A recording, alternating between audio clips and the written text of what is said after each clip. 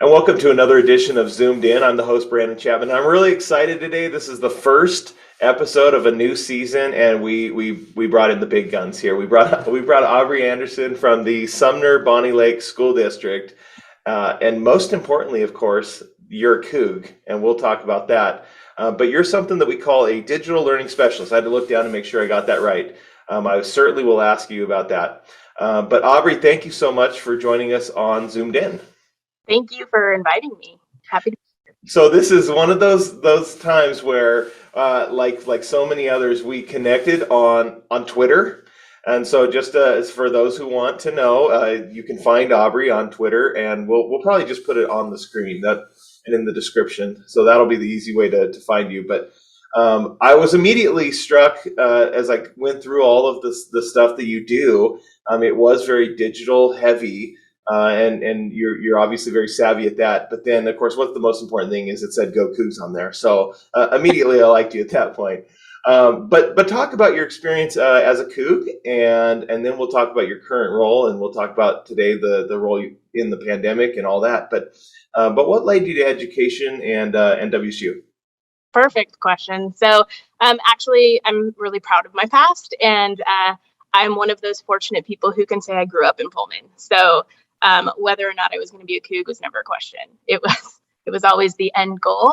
Education too was in the family. So my, parents, brother, aunts, and uncles, they all taught in the Pullman School District years ago. They're all since retired, living their best life. But yeah, that was kind of I knew I always wanted to be part of the family business, but it grew from that love of, kids and pedagogy, and I can nerd all day long about tech and teaching and learning, and ultimately just seeing light bulbs pop on with kids and having an impact. So that was kind of, education was just what we talked about at the dinner table every night. So how did your career start? Take me through that path. I mean, you came to school, and what did you study, and then how did you transition? Where did you end up working? To begin with, not just take me through the short version of your resume, basically. Sure, Your yeah. CV, as we would say here in the world of academia. Yeah, so once I graduated from Pullman High School in 1997, yeah, class of 97, I actually decided that I wanted to go the route of leaving Pullman for a short time and getting a different taste of a different world. So I went to Spokane Falls Community College and earned my AA with the intent of transferring back. Best decision I ever made, actually. So small class sizes, and kind of got out and really was like, yep, definitely want to be a Coug. And then I came back, interviewed in the College of Education, and was accepted and earned my degree in elementary education. So, a funny short story about my first day in the College of Education was, again, being a Pullman kid, you're coming into this College of Education, and you've got all these new people, new students around you, new colleagues, as it were, peers, and they're all nervous. I'm nervous. I don't know any of them.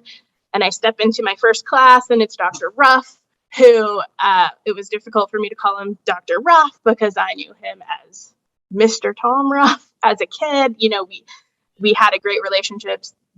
His oldest and youngest daughter, I think, were on the swim team with my brother, and so that was weird. And he, of course, mentioned that day one of class, and all the people were like, "Oh, here we go." Well, the second class was with Mrs. Jensen, who was a counselor at Pullman High School. So, of course, she mentioned her, "Hey, Aubrey, nice to see you again." The third class of the day, people were like, "Oh my gosh." And I'm like, honest to goodness, I don't know. I don't know this person. I really don't. And so they ask you, introduce yourself. What's something cool about yourself that connects you to education? So I said, my parents and my aunt and uncle are all teachers in the Pullman School District. And she said, "My niece and her husband are teachers in the Pullman School District." "Well, who's your niece?" "Debbie McNeil." "Oh, that's my aunt, Debbie." And so everybody from that point on was like, "Oh my gosh, you're ridiculous. You know everybody." So, I enjoyed my time in the College of Education, graduated elementary ed, and did my student teaching in Tahoma. School District with Nancy Scarrett and Emily Hard, who are bigwigs in the field of education. But because I was a Pullman kid, I got to choose where I wanted to go. So I chose intentionally to go there. Then got hired in Sumner Bonney Lake School District, which is where I still am. So I've been here. This is my 21st year here, and I've taught 5th grade, 6th grade, and then I kind of focused on math and science most of my career. So I've taught, intervention all the way through highly capable algebra, math, and science. And then this is my first year in this role. And then I actually did get my administrative credentials a couple years back through WSU Vancouver. So, Awesome. That is such an amazing story. And as you were listing off some of these people, I'm like, oh, I know Debbie McNeil. Yeah. And then you said Mrs. Jensen. Tell me who that was. So Susan Jensen. Okay, I just didn't know if Mrs. Jensen was Susan Jensen, who is my next door neighbor. So. Yeah, and then Mr. Akmal, of course. Tarek Akmal, absolutely. Yeah. Him and then he was my tech advisor in, at WSU. And then my favorite thing, though, being a Pullman kiddo, I went to all the Cougar football games, love Cougar football, and my student advisor was Ruben Mays. Ruben lives right up the road. I mean, you talked about leaving Pullman, right? And I totally support that for all young folks. Go out, see the world. I think it can actually help you appreciate Pullman. But you've been there when you're in high school. I've got 2 high schoolers right now, and I let them know, sons, I've got eyes all over the city. Yeah. Sure do. Well, Aubrey, so this sounds like a really cool path. Of course, like so many people, I have this heart-wrenching thought of when my neighbor across the street, who is a teacher, talks about the March, April, May, June of the pandemic when it hit, and the stress that was so large on teachers. Even in a fantastic school district like Pullman, that he tells a story he could hear through the walls. They're not paper thin, but they're not, solid steel. He could hear another male teacher just sobbing one day in their classroom, and just, the gut wrenching to hear these kind of stories. The pandemic hit, and it hit hard, right? Okay. So talk about, the way that things were, like the way you were used to doing things, the normal MO, the daily doldrums of teaching and so on and so forth. And then how did the pandemic really hit that? Talk about that and the triage, basically, just trying to keep your heads above water. Yeah. What's your role in that? Initially, when the pandemic started, we were all surprised. We were shocked. Sorry, I'm in the hallway because I share an office, and so I wanted to be unmasked for this. So there you go. Perfect. So when the pandemic hit, it was kind of a shock, and we thought initially that it was going to be a couple of days, at most a couple of weeks. So when it came out as 6 weeks, we were shocked. We had no idea. I mean, I remember taking pictures of my classroom as I left, kind of going, okay, and you're packing up your things, and you're wondering, what do I take? At the time, I taught science, so it's a lab course, and I'm like, I don't know what I need. So I ended up taking home darn near everything that I had in the classroom, because we didn't also know if we'd be allowed back in the buildings in our current district. So we were being told, you're going home for 6 weeks, and we'll let you know. So we didn't know if we were going to be teaching in the building at some point, or how that was going to work. I know other districts were teaching from their school building, but that was not our directive. And so that was a challenge. I took home carts and bins and everything that I needed to teach what I was traditionally teaching from home, and I would figure out how to do that later. And so the first week that we were, at home, we were just trying to wrap our head around, what does this look like? And I know my husband's also a teacher, and so he teaches high school CTE courses. And we were both just kind of like, I don't know how to teach my stuff. How are kids going to do it? We didn't have any direction because no one knew, right? I mean, no one knew. No Not one all of our knew. kids, right? Not all of our kids had devices, much less a connection if they did have a device. And no teacher knew how to teach from a screen without interaction, without, I think we all get into teaching because we love kids and we love those interactions and those relationships. And then to have to try to do that while not standing next to a kid was bizarre. Right. So, and then even if you're in a classroom and you see maybe one of the students doesn't necessarily want to engage, there are ways you could at least try to engage, or sometimes they just need to be left alone. On the screen, I mean, some of them don't have cameras. Some choose to keep their cameras off. You don't really know what their level of engagement or interaction is. You don't know if they put it on mute and then walked away. Yeah. I mean, you know what I'm saying? Yeah. And I think that was one of the harder things, even into all of last year. I was remote all of last year. So our district, every student was remote for the first semester, essentially. And then we rolled back in with, elementary and then middle school and then high school through February and March. I was selected to be part of the Distance Learning Academy. So I really developed a program for the middle school level and then, did that for the remaining portion of the year. But even in that very beginning and then so on, like trying not to fall into the trap of thinking ill when you see 25 black screens and you just want to see some connection. You want to, when you see a name and you don't know what they look like, it's really hard to connect with the kids, but then to also stay in a positive space. I think that was hard. And a lot of my colleagues really struggled with that. So in a traditional setting, when kids don't turn in homework, there is a tendency for some teachers to be like, well, they're lazy or they just don't have any drive. And there's kind of that blame game. And that's something that I'm helping teachers work through too, because that's clearly there's barriers there. And oftentimes, almost never, I've never seen a kid that's just purely lazy. There's some other roadblock, right? So in the digital world with the black screens, it was difficult for teachers to not have some sort of negative thoughts around that. Like they're just turning it off so they can go on their Xbox and I'm just here. And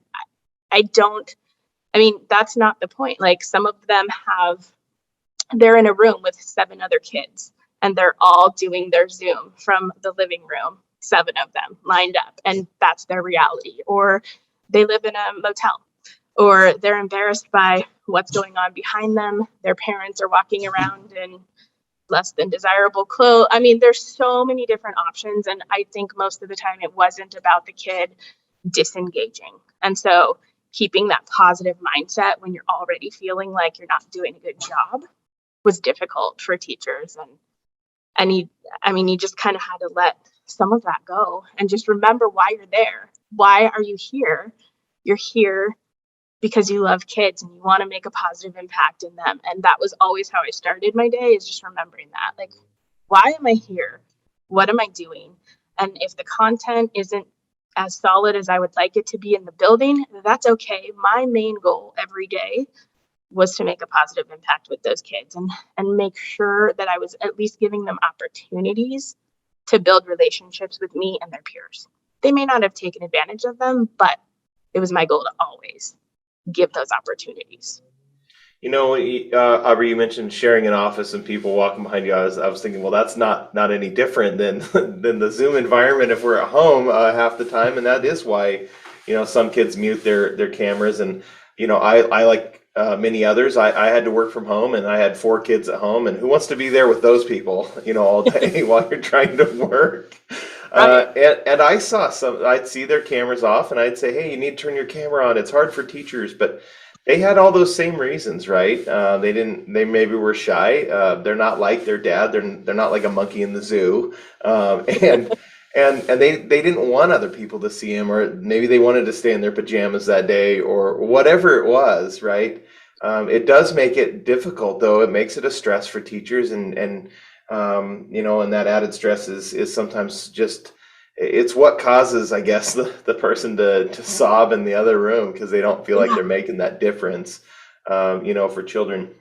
So when I pulled up your Twitter bio, of course, as I mentioned, the Go Coug stood out. But you do have a link on there to a site, and I pulled the site up. It was called Tech Bites and Tidbits. I thought that was just a really cool name. Of course, I'm an alliteration nerd, There you so I love that. But you talk about creating this during the spring of 2020, a place to house tutorial videos for your colleagues as questions arose. So in this case, you kind of pull yourself up by the bootstraps and you really went to work. You've mentioned the tech challenges but talk about this little site, this little project that may have been little, but hopefully it had some big impact on your colleagues and just the tips and tricks that it was helping them with. So talk about the process of just saying, "Hey, I got to do something," right? Yeah. Well, so I mean, I've just kind of been one of those people who, I mean, on the forefront, like, let's go get them. Let's try something. This isn't working, or I'm getting bored. So let's find something new and innovative, but let's research it first and make sure that it's actually grounded in some reality and it's not just one-offs, right? So when all of this happened, I didn't know what to do with myself. I was at home and I was like, what am I going to do? And I'm a teacher by trade. And that means kids and adults. And so I thought, all right, I just started diving into and listening to. So my colleagues have always kind of come to me like, hey, I have this problem. Hey, I have this problem. What would you do? What would you do?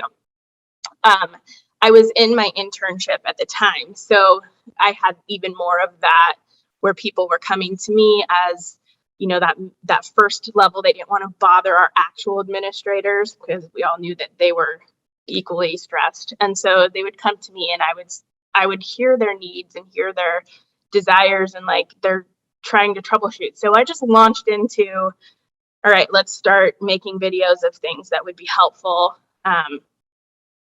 Initially, I am going to be totally honest, I was trying to describe how to do things in words and email because it didn't occur to me do a video. And then I was like, oh my gosh, how did that not occur to me? Why did I try to always communicate this in verbiage, like text? That's so ineffective. Or I would sit around trying to make it look pretty with the text and then the screenshots and embed, and that takes forever. It does. When you could just do like a video tutorial, here you go. And you could even make it a GIF or GIF. That's a whole nother controversy. I've heard it both ways. And make it run on a loop or something, right? So all of those tutorials came from questions, authentic questions that people asked me. I wasn't just randomly like, oh, this sounds good.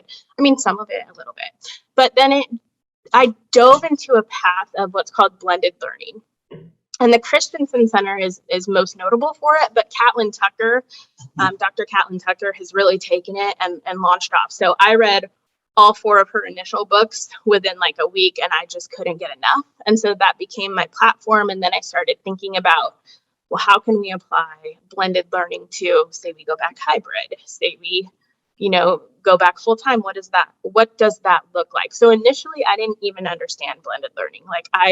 It was being tossed around as something that it wasn't the true definition. So I thought blended learning was really what we were calling hybrid learning. And so when I got into what blended learning actually is when I fell in love with it and was like, oh my gosh, this is amazing. And actually that website right there was sort of the catalyst for what got me into my current role. So the district realized that I was the one doing all of this stuff. And then they kind of tapped me like, hey, actually, you've done all of this. Can you take it some steps further and do some coaching cycles with people around blended learning and deliver some professional development? And that's kind of my role now, is helping teachers leverage what they learned from teaching using some digital tools and enhance student agency. You can make such a phenomenal difference in the lives of the students, of the kids, in a role like that. I hear though from a lot of people who get into school administration, school leadership, whether they're a building administrator or somebody else, that they might have got into it for the love of teaching though and interacting with the kids, and now their role, the way they make that difference is they help people to help people better, but they don't necessarily always see the have that same interaction. Is that hard? I mean, is that hard to make that transition? It really is. And in fact, the first week of school was so weird. And I mean, we've been in school 3 or 4 weeks. I mean, not that long, although it feels like a lifetime. But it was weird here's the official first day of school, and there's not a single student around my workspace. And so I actually am finding that I'm going out to buildings more just to see kids and say hi and, do that more than I thought I would, because it is hard not to see the return on your work. And I don't need to see, I guess that sounds kind of weird, but like, I don't need to see the kids succeeding. What I need to see is them smiling. I need to see them happy. I can't see their smiles behind a mask, but I can see their eyes smile. I can see their faces light up. I can see when they're in a positive space, even masked. And so that's what's really important for me to see. And I think administrators would agree. When you're in a district office, it's wildly important to find time to get into the buildings and see what's going on and keep abreast of what is current. Obviously the mask point. By the way, yes, when everybody's lined up for a picture and we joke about, oh, I'm smiling under the mask. You can see it. You can see it in the eyes, right? You can. But that kind of tells the story that we're not out of the pandemic per se. It still continues in some form, and now of course this Delta variant and all that. But from what you've learned as folks were not in buildings, and in Pullman that was the case last year as well, to now, what does this say about just the principle of being adaptable, being versatile, being able to not just do things the way they've been done, but also to not have to wait for instruction, right, in everything that we do, but to be able to find creative ways. It seems like it would just be, some people might be more talented at that, but it's a skill that could be developed, I'm sure. And moving forward, we don't know the way anything is going to actually look like. So talk about those principles of versatility and adaptability. Yeah, so when you were speaking about that, one of my favorite clips that I tended to kind of go back to just because it gave me some well-needed humor in my life was there was a Friends episode. I think it was Chandler, Ross, and Rachel were trying to move a couch. Oh, don't they? I think it's this. It is. You're a diehard fan. You just don't want to. So, David Schwimmer, Ross was always pivot, and that whole thing just encaptured how it felt initially. And honestly, that's how it still feels.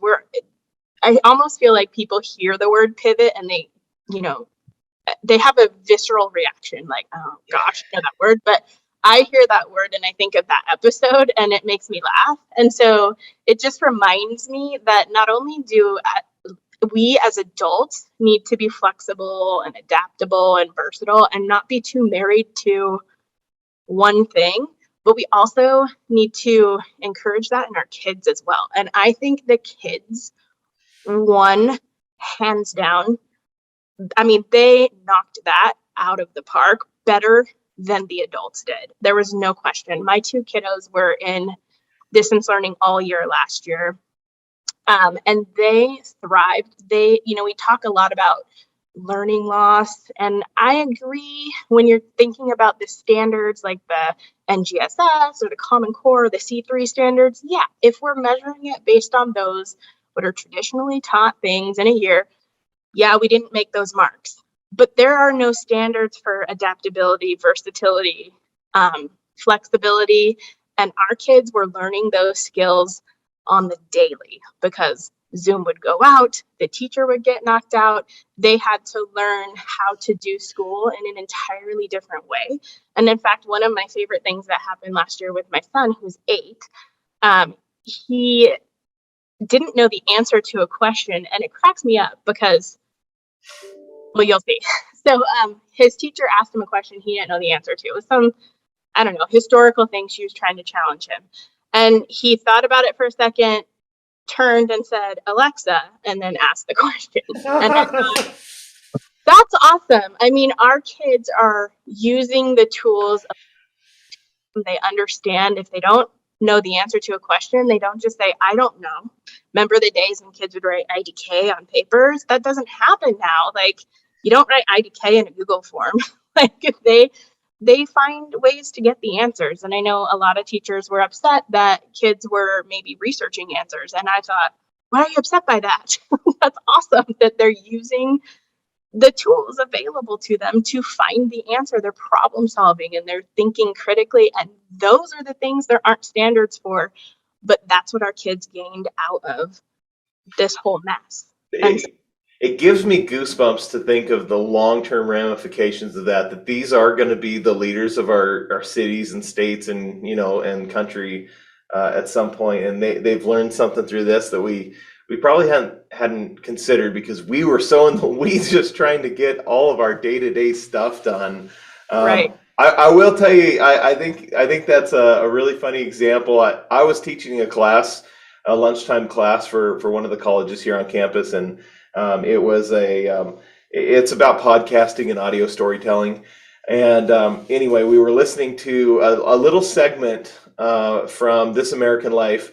And in that segment, the dad says, "Hey, Google." And so we're all listening, and there were no fewer than 6, 7, 8 Google things that had gone off on not only the students but my own, that just went off hearing it from my speakers, and that was just a blast. You would never get that in the classroom. So, you tell me about this current role you have. So you were tapped to do this digital learning specialist. So what does your day-to-day look like now? How do you interface with teachers and other staff members at the Sumner Bonney Lake School District? Yeah, so it's still in its development phase, but ultimately my vision for the role, let's go with that first, is that I am coaching teachers and administrators on how to efficiently use digital tools in order to increase student agency, increase rigor, engagement, and to maybe make their work more efficient. That's the vision. So what that looks like from the day to day is really right now building relationships. So as I moved into this new position, I need to kind of establish myself with buildings and teachers so that they feel comfortable. So the building that I was at, of course, they're tapping me on the daily, like, hey, come over, help us with this. But there are, like 14 buildings in our district. So on a daily basis, I'm trying to get out to those buildings and catch teachers and just kind of have conversations with them, asking them questions. I'm an idealist, and so I maybe had ideas of grandeur about what this was going to look like, and it's so far, there's a disconnect right now. But that's reality, so I'm needing to find some ways, and I'm going back and thinking about how can I invite people to engage in coaching cycles when they feel like their plate is already full.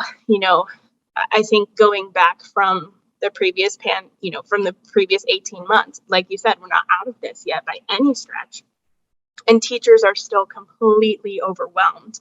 And because of that, they're kind of reverting back to practices that they had pre-pandemic that maybe weren't the best, but it's a survival mode right now. So right now I'm trying to uncover what it is that's causing that survival mode mentality. Like, what are the stresses and how can I help them reframe and rethink and maybe use some of the things that they learned to infuse blended learning. For example, we still have kids going out on the daily, being quarantined, or they fall ill.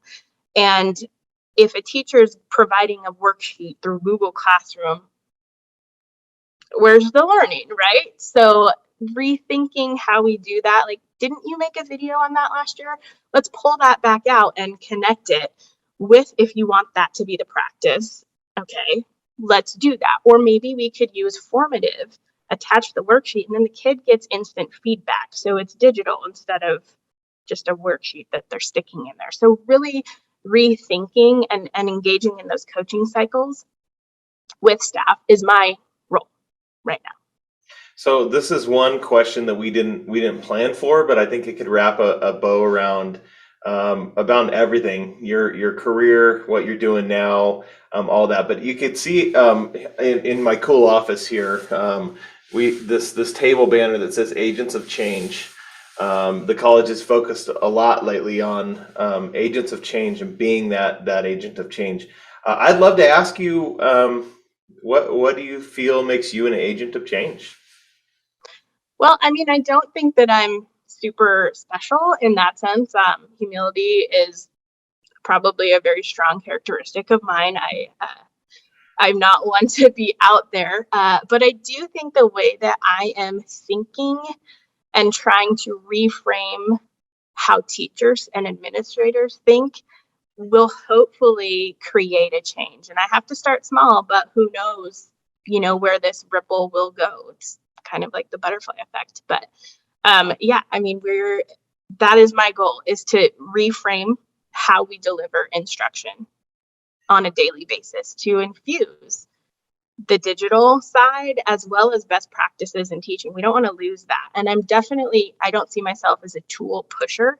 So I'm not going to all the tech fest things and trying to find the latest and greatest tools. We have a great solid set of tools, but we don't use them to their full capacity. And so I'm trying to change how teachers use those tools. And with that, they're going to be already comfortable. So, I never imagined in a million years some of the teachers who are my top tech people right now, I would have not thought that 18 months ago.